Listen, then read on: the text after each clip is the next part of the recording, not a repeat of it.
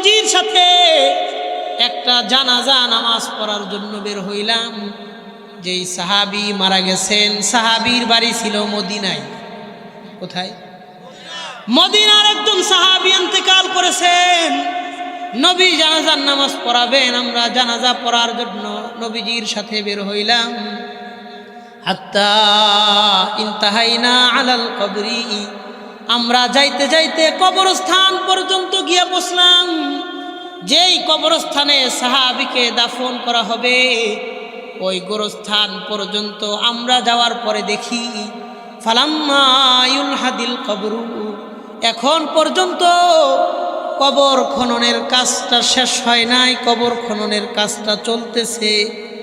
আহারে, বাংলাদেশের মাটিগুলা একটু নরম হয়, কোদাল দিয়ে কোপ দিলে মাটি খুঁড়ে যায়, কিন্তু সৌদি আরবের মাটি পাথরওয়ালা জমিন হয়, বালুকাময় পাথরওয়ালা জমিন হয়। ওই জায়গায় কোদাল দিয়ে কোপ দিলে খোঁড়ে না, কৌশলে সময় নিয়ে ধীরে ধীরে খুঁড়তে হয়। বাংলাদেশেও দেখবেন যেখানে ইট বালু পাথর সিমেন্ট একটু বেশি, কোদাল দিয়ে যত জোরে কোপ দেন আপনার কোদাল নষ্ট হইব, কিন্তু মাটি ঘুরবো না। কথা ঠিক আছে? তো আমরা সাহাবায়ে কেরাম কবরস্থানে যাওয়ার পরে দেখি কবর খননের কাজ চলতেছে, এখনো কবর খোঁড়া শেষ হয় নাই, সময় লাগবে। এমন অবস্থা দেখার পর ফাজালাসান নবী সাল্লাল্লাহু আলাইহি ওয়াসাল্লাম ওয়া জালাসনা হাওলা, এমন অবস্থা দেখে নবীজি কবরস্থানের পাশে গিয়ে বসলেন। আমরা সাহাবায়ে কেরাম নবীজির চারপাশ দিয়ে আমরা বসে গেলাম। নবীজি কবরস্থানের কোনায় গিয়ে বসলেন, আমরা সাহাবীরা চারপাশ দিয়ে নবীজির পাশে বসলাম। খেয়াল করে সাহাবী বলেন কান্না আলা রুউসিনাত তাইর, কেমন যেন আমাদের মাথার উপরে পাখি বসা। একজন মানুষের গায়ের উপরে পাখি বসলে লোকটা যেমন কোনো নড়াচড়া করে না, আমরাও এমন চুপচাপ বসে রইলাম, কেউ কোনো নড়াচড়া করি না। আমাদের একজন ভাই আনসারী সাহাবী মারা গেছেন, আমাদের মন খারাপ, মাথা নিচের দিকে দিয়া চুপচাপ আমরা বসে আছি।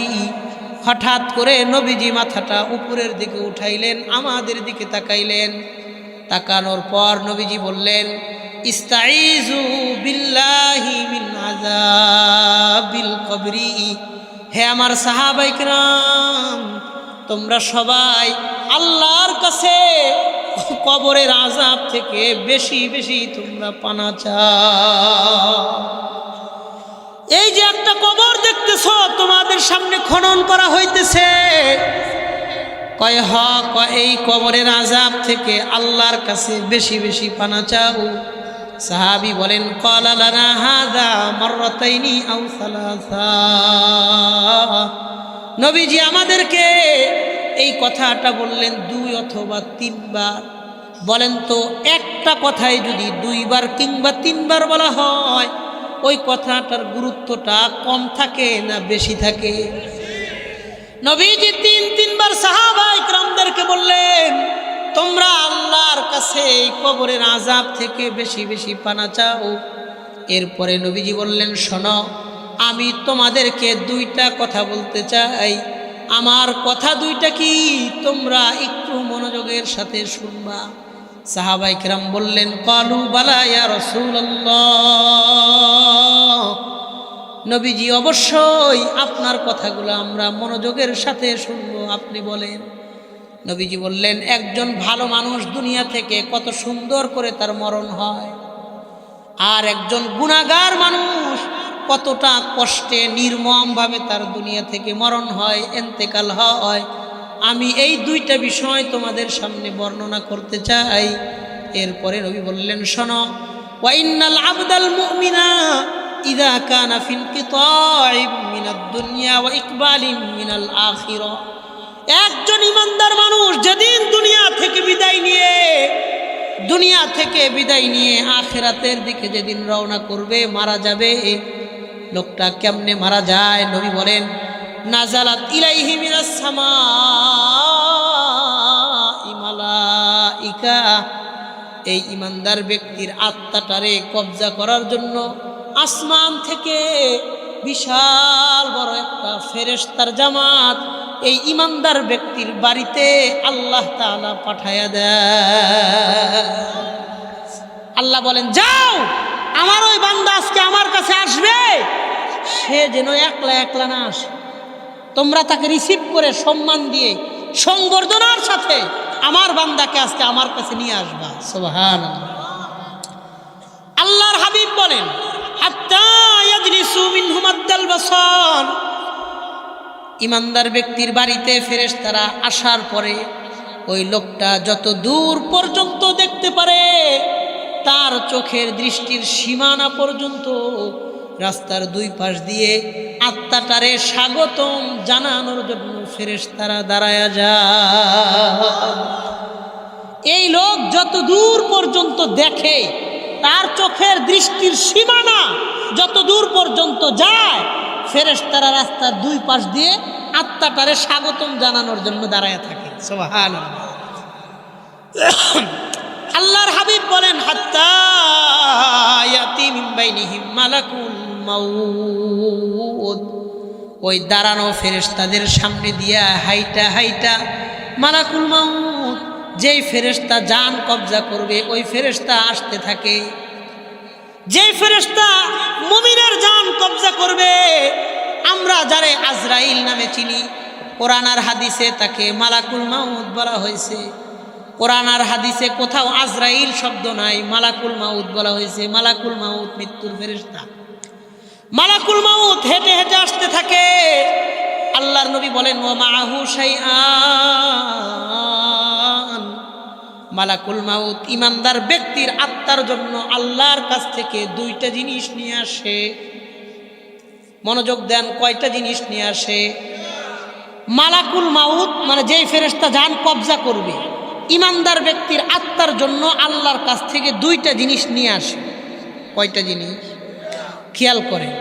এক নম্বর, নবীজি বলেন, মাহু কাফনুন মিন আকফানিল জান্নাহ ওয়া হানুতুম মিন হানুতিল জান্নাহ। এক নম্বর, ইমানদার ব্যক্তির জন্য মালাকুল মাউত আল্লাহর পক্ষ থেকে একটা কাফনের কাপড়, কাফনুন মিন আকফানিল জান্নাহ, জান্নাত থেকে একটা কাফনের কাপড় নিয়ে আসে। দুই নম্বর, ওয়া হানুতুম মিন হানুতিল জান্নাহ, জান্নাত থেকে একটা আতরের কৌটা। এক নম্বর একটা কাফনের কাপড়, দুই নম্বর একটা আতরের কৌটা। এই দুইটা জিনিস নিয়ে ইমানদার ব্যক্তির কাছে এসে হাজির হয়ে যায়। এই দুইটা জিনিসের কথা একটু কতক্ষণ মনে রাখেন। কয়টা জিনিস? একটা কাফনের কাপড় আনে, একটা আতরের শিশি আনে, আতরের কৌটা। কাফনের কাপড়, আতরের কৌটা, কয় জিনিস? এটা কাজে লাগবে। মালাকুল মাউত ইমানদার মুসলমান ব্যক্তির জন্য আল্লাহর কাছ থেকে এই দুইটা জিনিস আনে। আনার পরে নবীজি বলেন, হাত্তা ইয়াজলিসা ইনদা রাসিহি মিন জানিবিহিল মাইমান। মালাকুল মাউত ইমানদার ব্যক্তির মাথার ডান পাশে আইসা বসে। আমি ধারাবাহিকভাবে চারটা গুরুত্বপূর্ণ কথা বলবো, মনে রাখবেন। লোকটা যদি ইমানদার হয়, পরহেজগার হয়, মুত্তাকি হয়, ভালো মানুষ হয়, মালাকুল মাউত তার মাথার ডান পাশে এসে বসবে। আর লোকটা যদি গুনাহগার হয়, বেনামাজি হয়, বেঈমান হয়, মালাকুল মাউত তার মাথার বাম পাশে এসে বসবে। বলেন তো, লোকটা ভালো হইলে কোন পাশে বসবে? লোকটা গুনাহগার হইলে কোন পাশে বসবে? এই লোকটা যেহেতু ভালো, এই জন্য মালাকুল মাউত তার মাথার ডান পাশে বসে এই লোকের আত্মাটারে সুন্দর করে একটা ডাক দিয়ে বলবে, ইয়া আইয়াতুহান নাফসুত তাইয়্যিবা, হে পবিত্র আত্মা। ইমানদার ব্যক্তির আত্মাটারে পবিত্র আত্মা বলে ডাক দিয়া দেয়। কয়, তুমি পবিত্র, আমি তোমারে নেওয়ার জন্য আসছি, তোমার কোনো টেনশন নাই, তুমি তো পবিত্র, আমি তোমাকে নিতে আসছি, বের হও। দুইটা কথা কয়ে ডাক দেয়। ডাক দিয়ে বলে, উখরুজি ইলা রিজওয়ানি রব্বিক ওয়া মাগফিরাতিন আলাইক। ওই আল্লাহর দিকে বের হয়ে আসো, যেই আল্লাহ তোমার উপরে সন্তুষ্ট, তোমার জীবনের সব গুনাহ খাতা আল্লাহ মাফ করে দিয়েছে। ইলা রিজওয়ানি রাব্বিক, রিজওয়ান মানে রাজি, আল্লাহ তোমার উপরে রাজি। ওয়া মাগফিরাতিন আলাইক, তোমার জীবনের সব গুনাহ আল্লাহ মাফ করে দিয়েছে। বের হও। এই সুন্দর করে ডাক দেয়, আল্লাহ তোমার উপরে রাজি, তোমার গুনাহ খাতা আল্লাহ মাফ করে দিয়েছে, বের হয়ে আসো। আত্মাটা কেমনে বের হয়? আমার হাতের দিকে তাকান। নবীজি বলেন, এ কথা বলে ডাক দেওয়ার পর ইমানদার ব্যক্তির আত্মাটা কেমনে বের হয়? নবীজি বলেন, ফাতাখরুজু তাসিলু কামা তাসিলুল কতরাতু মিন ফামিস সিকা। আল্লাহর হাবিব বলেন, একটা বোতল থেকে একটা ফোঁটা পানি যতটা সহজে দুনিয়াতে বের হয়ে আসে, একটা বোতল থেকে একটা ফোঁটা পানি যতটা সহজে বের হয়ে আসে, নবী বলেন একটা ইমানদার ব্যক্তির আত্মাটাও তার ভিতর থেকে এর চাইতেও সহজে বের হয়ে যায়। ফাতাখরুজু তাসিলু কামা তাসিলুল কতরাতু মিন ফামিস সিকাই। আরে কতরাতুন মানে এক ফোঁটা পানি, ফামুন মানে মুখ, সিকাউন মানে বোতল। একটা বোতল থেকে একটা ফোঁটা পানি যতটা সহজে দুনিয়াতে বের হয়ে আসে, ইমানদার ব্যক্তির আত্মাটাও তার ভিতর থেকে এর চাইতেও সহজে বের হয়ে আসে। এবার বলেন, মালাকুল মাউত ইমানদার ব্যক্তির জন্য কয়টা জিনিস নিয়ে আসছিল? একটা কাফনের কাপড় আর আতরের কৌটা। মাশাআল্লাহ, মনে আছে আমাদের। আত্মাটা যখন ভিতর থেকে বের হয়ে আসবে, আল্লাহর হাবিব বলেন, ফায়াজআলুনাহা ফি যালিকাল কাফনি ওয়া ফি যালিকাল হানুত। ওই আত্মাটারে সুন্দর করে ওই কাফনের কাপড়ের মধ্যে পেঁচায় দেয়, আতরের শিশিটা খুলে আতরটা ছিটায় দেয়। নবী বলেন, ফায়াখরুজু মিনহা কাআতিয়াবি নাফহাতি মিসকিন ওয়াজিদাত আলা ওয়াজহিল আরদি। এই কাফনের কাপড় থেকে, আত্মা থেকে এমন সুঘ্রাণ ছড়াইতে থাকে, দুনিয়ার মানুষ এমন সুঘ্রাণ কোনোদিন সুইখা দেখে না। এমন সুঘ্রাণ এই ইমানদার ব্যক্তির আত্মা থেকে আল্লাহ ছড়ায় দেয়।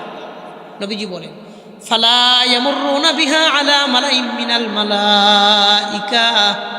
এই আত্মাটারে নিয়ে যখন ওই দাঁড়ানো ফেরেশতাদের সামনে দিয়া রওনা হইয়া যাইতে থাকে, ইল্লা ইয়ালকাউনা আলাইহিমুস সালামা মিনাল্লাহ।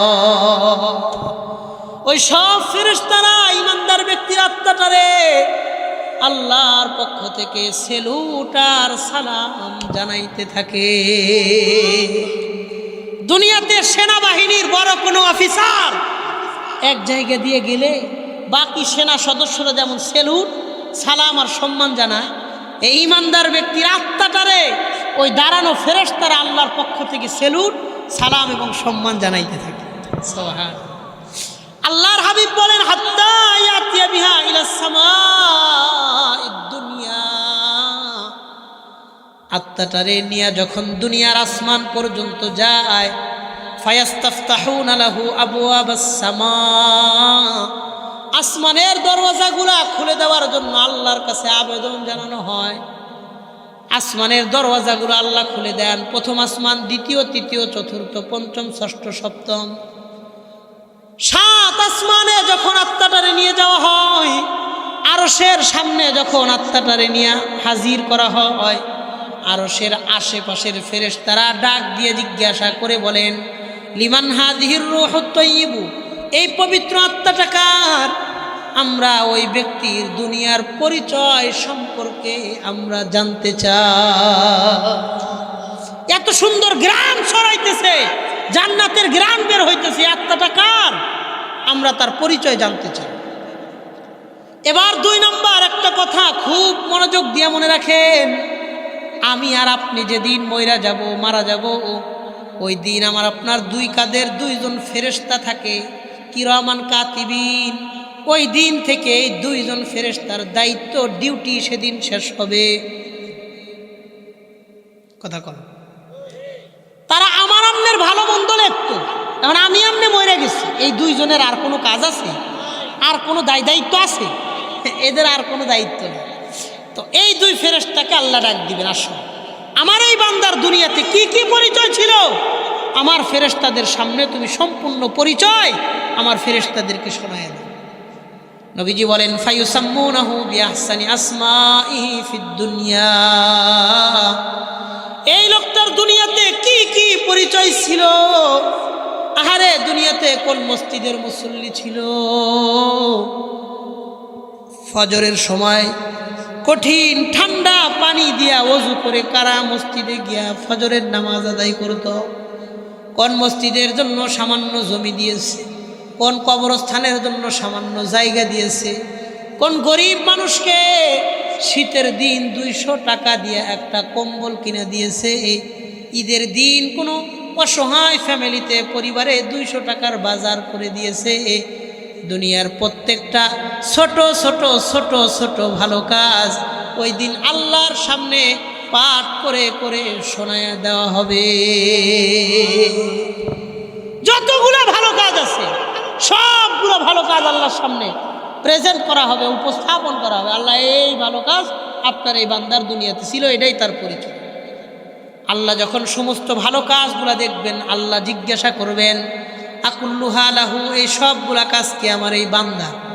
ফেরেশতারা বলবেন, হ্যাঁ আল্লাহ এই সবগুলা কাজ আপনার এই বান্দা। আল্লাহ বলবেন, তাইলে আর দেরি করো না, ইজআলু কিতাব আবদি ফি ইল্লিয়িন, এই মুহূর্তে আমার বান্দার নামটা তোমরা জান্নাতি মানুষদের তালিকাভুক্ত করে না। আল্লাহর কাছে দুইটা তালিকা থাকে, আরশের ডান পাশে একটা তালিকা থাকে যেটারে বলা হয় ইল্লিয়িন, জান্নাতি মানুষদের তালিকা। আরশের বাম পাশে একটা তালিকা থাকে যেটারে বলা হয় সিজ্জিল, আইওয়াদিন মিন জাহান্নাম, জাহান্নামীদের তালিকা। আল্লাহ বলবেন, আমার এই বান্দার নামটা তোমরা জান্নাতি মানুষদের তালিকার মধ্যে সংযুক্ত করে দাও। ফেরেশতা আত্মাটারে নিয়ে তার নামটা যখন জান্নাতি মানুষদের তালিকার মধ্যে সংযুক্ত করবে, আল্লাহ বলবেন, হাল খাতামতা বিল কিতাবা, তোমার লেখালেখির কাজ কি শেষ কিনা? তারা জবাব দিয়া বলবে, হ্যাঁ আল্লাহ লেখালেখির কাজ তো সমাপ্ত হয়েছে। আল্লাহ বলবেন, তাহলে আত্মাটারে নিয়ে যাও, যাও দেখো তার পরিবারের লোকজন কোনো না কোনো জায়গায় তারে কবর দিয়েছে, কোনো একটা গহীন জঙ্গলওয়ালা বাঁশ ঝাড়ের নিচে তারে কবর দিয়েছে, কবরের মধ্যে তার আত্মাটারে দিয়া তোমরা চলে আসো। ফেরেশতারা আল্লাহর কাছে প্রশ্ন করে বলবেন, আল্লাহ আসমানের মধ্যে তো জায়গার অভাব নাই, এই আত্মাটারে আসমানেই রাইখে দেন, আমরা জান্নাতের ঘ্রাণটুকু নিতে চাই। আল্লাহ বলবেন, না, কোনো মানুষের আত্মারে আসমানের মধ্যে রাখা যাবে না। ফেরেশতারা বলবেন, কেন? আসমানে মানুষের একটা আত্মা রাখলে সমস্যা কোথায়?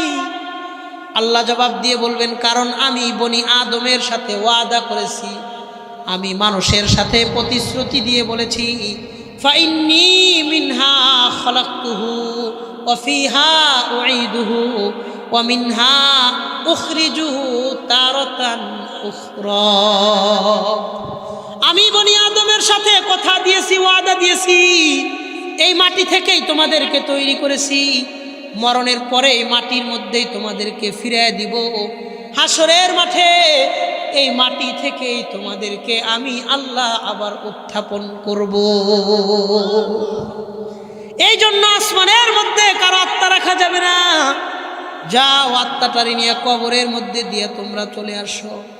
মালাকুল মাউত আসমান থেকে আত্মাটারে আয়না কবরের মধ্যে দিয়ে যখন চলে যাবে, আরে ওই দিন আমার আপনার জীবনে, সকলের জীবনে আসবে, যেদিন দুনিয়াতে সব চাইতে কাছের আপন আপন মানুষরা এমন একটা গহীন জঙ্গলওয়ালা গোরস্থান, যেখানে মানুষ দিনের বেলা একা একা যাইতে ভয় করে, এমনই একটা গহীন জঙ্গলওয়ালা গোরস্থানে আমারে আপনারে পরিবারের সবচাইতে কাছের মানুষেরা রাতের বেলা একা একা দাফন করে চলে আসবে। ওই দিন আমাদের জীবনে সবার সবার ওই দিন আসবে, ওই ঠিকানার বাসিন্দা হতে হবে, যেই ঠিকানা পৃথিবীর কেউ পরিবর্তন করতে পারে না। পৃথিবীর বহু মানুষ আছে আল্লাহরে মানে না, অস্বীকার করে, বলে গড বলতে কেউ নাই, সৃষ্টিকর্তা বলতে কেউ নাই, নাস্তিক, আল্লাহরে মানে না। কিন্তু পৃথিবীর কোনো মানুষ আজ পর্যন্ত তার মৃত্যুকে অস্বীকার করতে পারে না। কথা বলেন, আল্লাহরে মানে না এমন মানুষ দুনিয়াতে আছে, কিন্তু মৃত্যুকে মানে না এমন মানুষ দুনিয়াতে একজনও নাই, একজনও নাই। এই যে আজকে এই মাসের কয় তারিখ? জানুয়ারি মাসের 30 তারিখ। গত মাসের জানুয়ারি, ডিসেম্বর, নভেম্বর মাসের 7 তারিখে আমি একটা জানাজার নামাজ পড়াইছি। আমি আমার কথা দিয়ে একটা এক্সাম্পল দিই আপনাদের। নভেম্বর মাসের 7 তারিখ আমি একটা জানাজার নামাজ পড়াইছি। আসরের পরে একজন হাজী সাহেব মারা গেছেন, খুব সম্পদওয়ালা ছিলেন। গাজীপুর জেলা শ্রীপুর থানা জয়দেবপুর জোরপুকুর এরিয়া, ওই জায়গায় তার 2টা বাড়ি, একটা 5 তলা একটা 4 তলা। একটা বাড়ি আমি দোয়া করে উদ্বোধন করছি। তিনি নভেম্বর মাসের 1 তারিখে মারা গেছেন। 1 তারিখ, তার জানাজা হয়েছে 7 তারিখ। 2টা ছেলে আমেরিকাতে থাকে, আসবে দেশে, আসছে 7 তারিখে আসরের পরে জানাজা পড়াই। তখন এরকম শীতের দিন না, মাত্র শীত শুরু হয়, শেষ রাত্রে হালকা হালকা শীত পড়ে। নভেম্বরের 5, 6, 7, 8 এই 4 দিন মুষলধারে বৃষ্টি। গাজীপুরে সারা দিন রাত বৃষ্টি।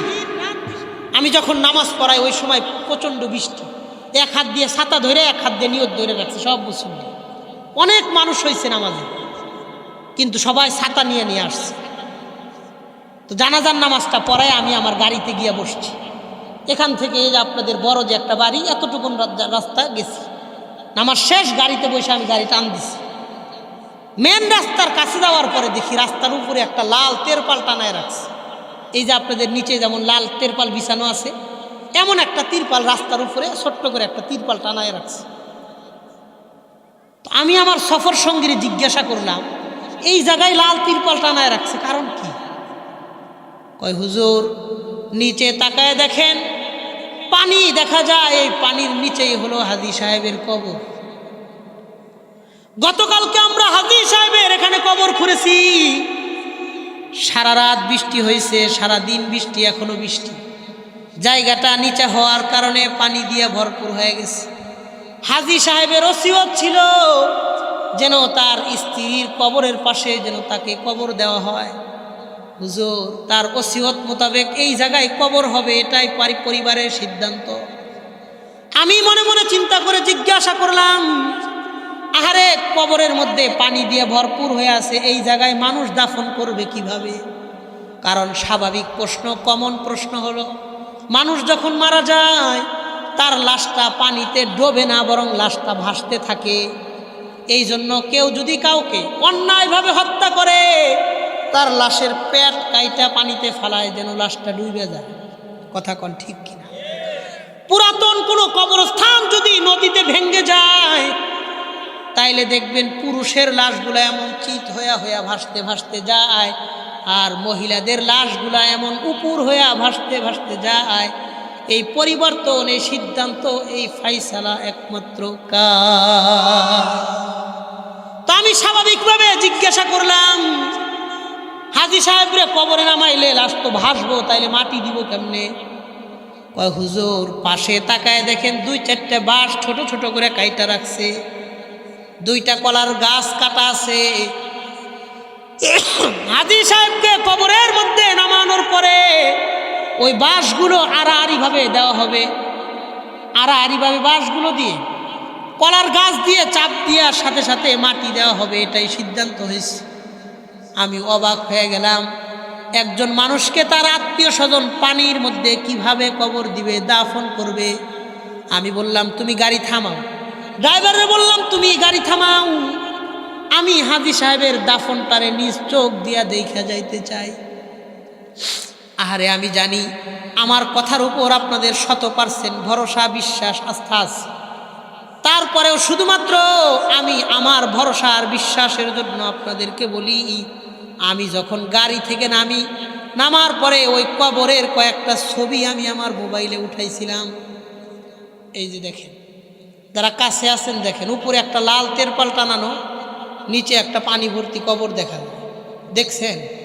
যারা কাছে আছেন দেখছেন, উত্তর দেন, দেখছেন? আহারে 1 মিনিট পরে খুব তাড়াহুড়া করে 1-2 মিনিটের মধ্যে লাশ নিয়ে আসছে। আমেরিকা থেকে ফেরত সন্তান কবরে আগে নামছে, তার রান পানি পর্যন্ত পানির নিচে ডুবে গেছে। সম্ভবত হাজী সাহেবের বড় মেয়ের জামাই কিংবা মেজ মেয়ের জামাই আর এক পাশ দিয়ে কবরে নামছে, এক পাশে ছেলে আর এক পাশে মেয়ের জামাই। হাজী সাহেবের লাশটা নিজের হাত দিয়া সন্তান তার রানের উপরে নামাইছে। বাবার চেহারার উপর থেকে কাফনের কাপড়টা খুইলা দিয়া চেহারাটা কেবলার দিকে ঘুরাইয়া দিছে। নিজের বাবার বুকের উপরে চাপ দিয়া পানির নিচে বাবারে চাপ দিয়া ধরছে। শ্বশুরকে পায়ের উপরে চাপ দিয়া পানির নিচে জাতা দিয়া ধরছে। বাঁশগুলা খুব তাড়াতাড়ি আড়াআড়ি করে বাঁশগুলা দিয়া কলার গাছ দিয়া পা দিয়া চাপ দিয়া ধরছে। সাথে সাথে 3-4টা কোদাল দিয়ে মাটি টাইনা টাইনা কবরের মধ্যে কবর দিয়ে দিছে। আহারে এমন নির্মম বাস্তবতার দাফন, অথচ এই হাজী সাহেবের বাড়িতে বিদেশি কোনো সোফা সেটের অভাব নাই, দামি দামি কম্বলের অভাব নাই, বিদেশি চাদরের ব্র্যান্ডের চাদরের কোনো অভাব নাই। অথচ তার পরিবারের সবচাইতে কাছের মানুষজন এই বৃষ্টি ভেজা কবরের মধ্যে পানির মধ্যে তার সন্তানরা দাফন করে চলে গেছে। আমি এখন পর্যন্ত মাঝে মধ্যেই এই কবরের ছবিটা আমি আমারে দেখায় আর বলি, আরিফ জব্বার, দুনিয়াতে যত দামি দামি গাড়িতেই তুমি চলাফেরা করো না কেন, যত সুন্দর বাসা বাড়িতেই তুমি থাকো না কেন, এমনই একটা কবর, সেটাই হলো তোমার আর আমার আসল ঠিকানা। ওই কবরের হাত থেকে কেউ বাঁচতে পারবে না, ওই ঠিকানা কেউ পরিবর্তন করতে পারবে না। কথা কোন ঠিক কিনা? আরে হাজী সাহেবকে কবরে নামানোর পর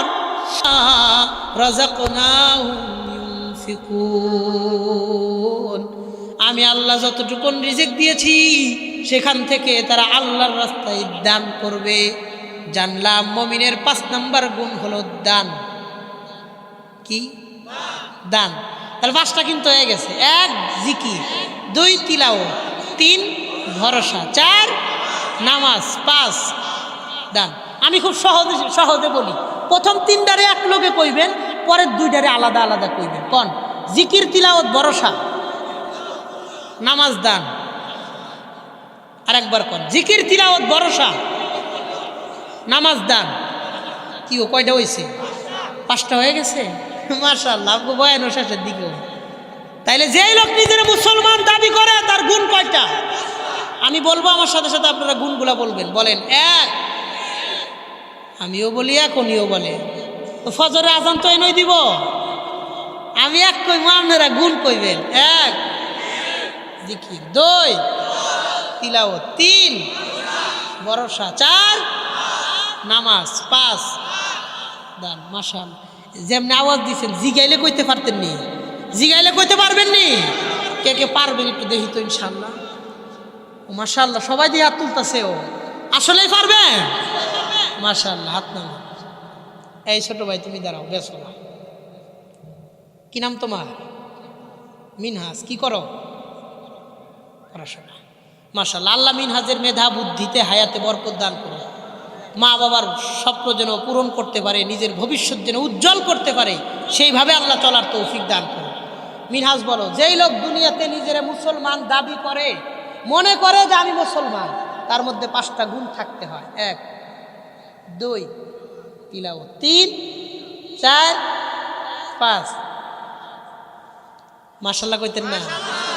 মাশাআল্লাহ কইলে টেহা লাগে। ও জোরে কোন মাশাআল্লাহ। বসো মিনহাজ, আপনি দাঁড়ান। কি নাম জানি আপনার?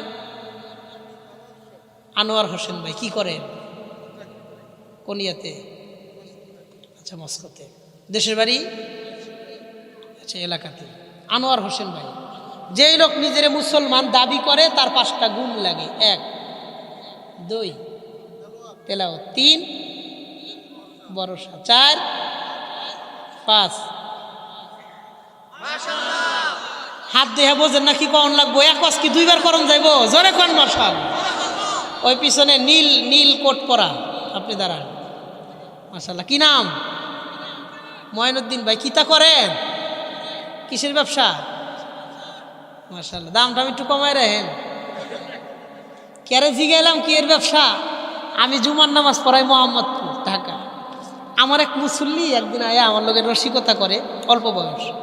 ওই হুজুর, আমার একটা ছোটোখাটো অবৈধ ব্যবসা আছে, একটু দোয়া করি। কিন্তু কি এর অবৈধ ব্যবসা লেগে কি এর দোয়া? পরে কয় হুজুর, আমি পলিথিনের ব্যবসা করি আড়তে, পলিথিন। এখন পলিথিন তো রাষ্ট্রীয়ভাবে নিষিদ্ধ, নিষিদ্ধ না? তো এর ব্যবসাও তো নিষিদ্ধ। এটা শরীয়তে নিষিদ্ধ না, এটা রাষ্ট্রীয় নিষিদ্ধ আর কি, রাষ্ট্রীয় অবৈধ। মঈনুদ্দিন ভাই বলেন, যেই লোক নিজের মুসলমান দাবি করে তার 5টা গুণ লাগে। 1 2 3 4 5। মাশাআল্লাহ মাশাআল্লাহ, বসেন। আচ্ছা, আমি 3 জনের জিজ্ঞেসি, একজন মানুষ নিজের ইচ্ছায় দাঁড়াইবেন যে হুজুর আমি কমু, দাঁড়ান দাঁড়ান, সহজ তো। একজন নিজের ইচ্ছায় দাঁড়ান যে হুজুর আমি কমু। আচ্ছা মাশাআল্লাহ, কি নাম ভাইয়া? আব্দুর রহিম। 1 2 3 4 5। মাশাআল্লাহ, 4 জনের জিজ্ঞাসি, 4 জন পারছে, বলেন আলহামদুলিল্লাহ।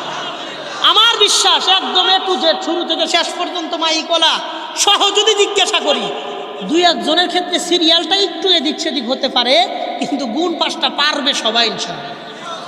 এবার মূল কথাটা শোনেন। এই 5টা গুণ যাদের মধ্যে থাকে, আল্লাহ বলেন আমি আল্লাহ তাদেরকে 3টা পুরস্কার দান করি। সুবহানাল্লাহ। আল্লাহর দেওয়া পুরস্কার না লয়ে যাইবেন গা না, খুব দামি কথা। আল্লাহ বলেন এই 5টা গুণ যাদের মধ্যে থাকবে, উলাইকা হুমুল মুমিনুনা হাক্কান, তারাই হলো হক অর্থে, প্রকৃতপক্ষে, বাস্তবিক অর্থে ইমানদার। বলেন সুবহানাল্লাহ। আল্লাহ নিজে বলেন উলাইকা হুমুল মুমিনুনা হাক্কান, তারাই হক অর্থে, প্রকৃতপক্ষে, বাস্তবিক অর্থে তারা ইমানদার। 5টা গুণ থাকলে কোরআনে কারিমে ইমানের সার্টিফিকেট কোরআনে দিয়েছেন কে? আল্লাহ নিজে সার্টিফিকেট দিয়েছেন, উলাইকা হুমুল মুমিনুনা হাক্কান, তারাই হক অর্থে মুমিন, তারাই প্রকৃতপক্ষে মুমিন। এবার আল্লাহ বলেন যাদের মধ্যে এই 5টা গুণ থাকবে, আমি আল্লাহ তাদের 3টা পুরস্কার দান করব। বলেন কয়টা? 1 নাম্বার, আল্লাহ তাআলা বলেন লাহুম দারাজাতুন ইনদা রাব্বিহিম ওয়া মাগফিরাতুন ওয়া রিজকুন কারীম। 1 নাম্বার, আল্লাহ তাআলা বলেন লাহুম দারাজাতুন ইনদা রাব্বিহিম, আমি আল্লাহ তাদেরকে হাসরের মাঠে বহু গুণে সম্মান আর মর্যাদা বাড়ায় দিব। দারাজাতুন ইনদা রাব্বিহিম, অনেক সম্মান আর মর্যাদা বাড়ায় দিব। দারাজাত শব্দটা হলো প্লুরাল, বহু বচন, সিঙ্গুলার না, 1 বচন না। আল্লাহ বললেন তাদেরকে বহুত সম্মান বাড়ায় দিব। অনেক, কত দিবেন এটা আল্লাহ স্পেসিফিকলি বলেন নাই যে এত দিব। আল্লাহ বলেছেন তাদেরকে আমি বহুত সম্মান বাড়ায় দিব। তারপরেও প্রশ্ন থাকে কত দিবেন? তাহলে আমরা একটু স্পেসিফিকলি নির্দিষ্ট আকারে জানার চেষ্টা করি। একটা এক্সাম্পল দিলে খুব সহজে বুঝবেন। আপনাদের এই এলাকার নাম হলো কেন্দুয়া খালপান।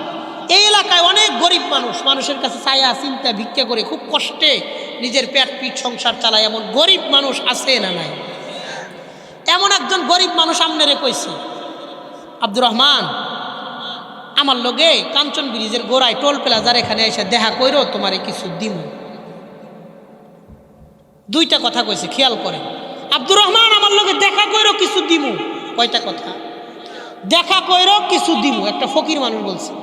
আপনি মনে মনে চিন্তা করবেন, বেটা নিজে খায় ভিক্ষা করে, আমারে আবার কি দিব? মনে থাকলে যাইবেন, মনে না থাকলে যাইতেন না। এই কথাটা সেম কথা যদি এই এলাকার চেয়ারম্যান সাহেব বলে যে তুমি আমার লগে আতা বাজারে এসে দেখা করো, তোমারে কিছু দিব। চেয়ারম্যান কইছে একই কথা, দেখা করো, কিছু দিব। আপনি বলবেন জি ভাইজান কখন আসবো? উনি যদি বলে সকাল 10টায় আইসেন, আপনি 9টা বাজে গিয়ে দাঁড়ায় থাকবেন। কথা বলেন। এই কথা যদি আসনের এমপি সাহেব তিনি যদি বলেন যে তুমি এয়ারপোর্টে এসে আমার লগে দেখা করো, তোমারে কিছু দিব। নামনে জিগাবেন জি স্যার, অবশ্যই স্যার। স্যার কয়টা বাজে আসবো স্যার? স্যার টাইমটা জানাইবেন স্যার। 1 মিনিট আগে 20 বার স্যার কইবেন, তারপরে জিগাবেন কয়টা বাজে আসবো। উনি যদি বলে দুপুর 12টায় আইসো, দুপুর 2টা বাজে আইসো, আপনি সকালে 11টায় গিয়ে দাঁড়ায় থাকবেন। কথা কন। এই কথা যদি বর্তমান ইন্টারিম গভর্নমেন্ট, অন্তর্বর্তীকালীন সরকারের প্রধান উপদেষ্টা ডক্টর মোহাম্মদ ইউনূস চাচা, তিনি যদি আপনাদেরকে বলে যে আগামীকাল সকাল 10টায় রাষ্ট্রীয় অতিথি ভবন যমুনা ভবনে এসে দেখা করো, তোমার কিছু দিব, এই কথা যদি কয়, আপনাদের কথা জানি না, আমারও যদি কইতো কি এর মনির ভাইয়ের মাহফিল সব ফালাইয়া দিয়ে রাত্রে গিয়ে ঢাকা থাকতো। কথা বলেন। সারা রাত ঘুমাইতাম না, যে ঘুমাইলে যদি আবার উঠতাম না পারি, সকালে দেখা সাক্ষাৎ কইরা পরে একবারে ঘুমাবো। কথা বলেন। আমি আমার বয়ানের সময় নষ্ট করি না। এই একটা এক্সাম্পল দিলাম একটা জরুরি জিনিস বোঝানোর জন্য। কি দেখেন, একই কথা ফকির বলছে, চেয়ারম্যান বলছে, এমপি বলছে, প্রধানমন্ত্রী প্রধান উপদেষ্টা বলছে, কিন্তু একই কথা হইলেও একই কথা ব্যক্তির পার্থক্যের কারণে কথার ওজনের কম বেশি হয়। কথা বলেন। এক বেটা কইছে আপনি ভুলে গেছেন, আর এক বেটা কইছে 1 ঘন্টার গুরুত্ব বাড়ছে, আর একজন কইছে 1 বেলা, আর একজন বলছে 1 দিনের গুরুত্ব বাইরে গেছে। তো ব্যক্তি বড় তার কথার ওজন বেশি, ব্যক্তি বড় তার কথার দাম বেশি। এমনই ভাবে আল্লাহ তাআলা বলেছেন লাহুম দারাজাতুন ইনদা রাব্বিহিম, আমি আল্লাহ তাদেরকে হাসরের মাঠে বহু গুণে সম্মান আর মর্যাদা বাড়ায় দিব। ওই কত বাড়ায় দিবেন? কয় আল্লাহ যত বড়, আল্লাহর পুরস্কার হবে তত বড়। আল্লাহ যেহেতু মালিক ইয়াউমিদ্দিন, বলেন তো কিয়ামতের দিনের মালিক কে? তুতিল মুলকা মান তাশা ওয়া তানজিউল মুলকা মিম্মান তাশা। আল্লাহ যারে চান ক্ষমতা দেন, যার কাছ থেকে চান আল্লাহ ক্ষমতা ছিনিয়ে নেন। সমস্ত পৃথিবীর রাজা বাদশাদের বাদশাকে। সুতরাং আল্লাহর দেওয়া পুরস্কারটা বলেন তো ছোট হবে না বড় হবে? 1 নম্বর আল্লাহ বললেন তাদেরকে বহু গুণে সম্মান আর মর্যাদা বাড়াইয়া দিব। 2 নম্বর আল্লাহ বলেন ওয়া মাগফিরাতুন, এই মানুষদের জীবনের সব গুনাহগুলা আমি আল্লাহ সাধারণ ক্ষমা ঘোষণা করব। 3 নম্বর আল্লাহ বলেন ওয়া রিজকুন কারীম, আমি আল্লাহ তাদেরকে সম্মানজনক রিজিকে ভরপুর বরকত দান করব। রিজিকে আল্লাহ বরকত দিবেন। বলেন কি দিবেন? বরকত। বলেন কি দিবেন? বরকত। বরকত জিনিসটা কি? আমি অনেক জায়গায় বলি না, আপনাদেরকে আমার কিছুটা কাছের মানুষ হিসেবে আমি বলি। বরকত জিনিসটা কি? What's the barakat? What's the definition of barakat? বরকতের সংজ্ঞা কি? আপনাদের এই খালপাড় এলাকার মধ্যেও, কেন্দুয়া খালপাড় এলাকার মধ্যেও বহু মানুষ দেখবেন 40, 50, 60, 70 হাজার টাকা মাস বেতনে চাকরি করে। এমন কিছু মানুষ আছে না নাই? অবাক লাগে, দেখবেন 60,000 টাকা দিয়া তাদের 30 দিন সংসার চলে না। 20 তারিখ, 22 তারিখ, 25 তারিখ গেলে টাকা শেষ। শেষের 1 সপ্তাহ কর্জ করে, ধার করে, দেনা করে, ঋণ করে, আত্মীয় স্বজন, বন্ধু বান্ধব, পাড়া প্রতিবেশী, অফিসের স্যার, বস, মালিক তাদের কাছ থেকে ঋণ করে সংসার চালায়। আবার বেতন পায়, ঋণ দেয়, আবার ঋণ করে সংসার চালায়, আবার বেতন পায়, ঋণ দেয়। ঋণ বেতন, ঋণ বেতন এমনি চলতেছে। 60,000 টাকা দিয়ে 30 দিন চলে না, এমন লোক আছে না নাই? আবার অনেক মানুষ আছে অটো চালায়, ভ্যান চালায়, সিএনজি চালায়, রিক্সা চালায়, দিন মজুর, অল্প আয়, গার্মেন্টসে হেল্পার পোস্টিংয়ে ঢুকছে, বেতন 8,000, খুব বেশি হলে 10,000, আরও বেশি হলে 12,000। 8, 10, 12,000 টাকা দিয়ে নিজে চলে, পরিবার চালায়, পোলাপানের পড়ালেখার খরচ দেয়, মা বাবার ওষুধের টাকা দেয়, ঘর ভাড়া দেয়। সব কিছুর পরেও মাস শেষে পকেটে 500 টাকা থাকে, এমন লোক আছে না নাই? বলেন ওই লোকটার 60,000 টাকায় বরকত দেন নাই কে? এই লোকটার 8-10 হাজার টাকাতেই বরকত দিয়েছেন কে? এই জন্য একটা কথা বুঝা উত্তর দিবেন। বলেন তো আমি আপনি আল্লাহর কাছে বেশি চাই না বরকত চাই? বুঝা চাইন, ঠইকেন না। বলেন তো আল্লাহর কাছে কি চান, বেশি না বরকত? বলেন বেশি না বরকত? হ্যাঁ, আল্লাহর কাছে বেশি চাইন না, কখন বরকত চাইন। কেন? বেশি জিনিস যারা আল্লাহ বেশি দিছে তার কাছ থেকে নিচেও বেশি, দিছেও বেশি, নিচেও বেশি। যে মাসে 60,000 টাকা ইনকাম করে তার প্রত্যেক মাসে 20-30,000 টাকা ডাক্তারের ভিতরে খরচ।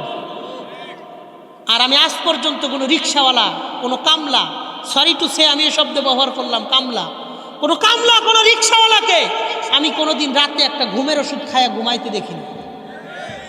যেখানে রাত সেখানেই কাজ, ঘুমায় গেছে। আর রিক্সাওয়ালারা রৌদ্রের মধ্যে রাস্তায় রিক্সা থামায় ঘুমায়, আর কোটিপতি এসি গাড়ির মধ্যে বয়া কপালের ঘাম মোছে।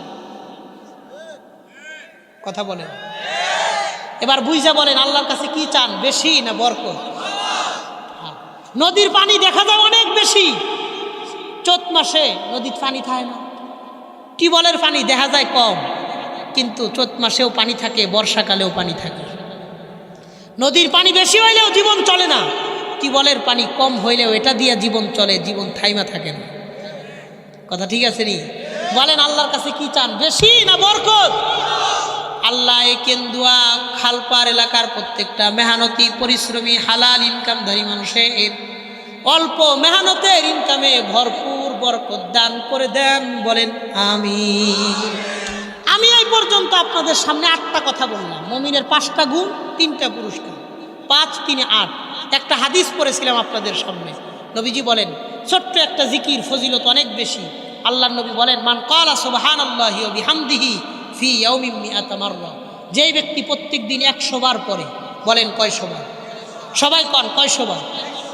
সুবহানাল্লাহি ওয়া বিহামদি, আমার সাথে একবার পড়েন সুবহানাল্লাহি ওয়া বিহামদি, আরেকবার কোন সুবহানাল্লাহি ওয়া বিহামদি।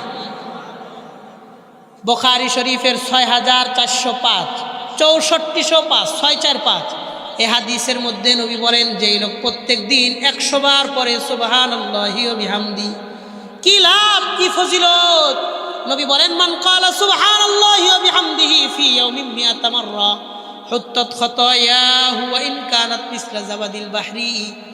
100 বার পড়লে ওই ব্যক্তির গুনাহ যদি সমুদ্রের ফেনা পরিমাণ হয়, সব গুনাহ খাতা আল্লাহ মাফ করে দেয়।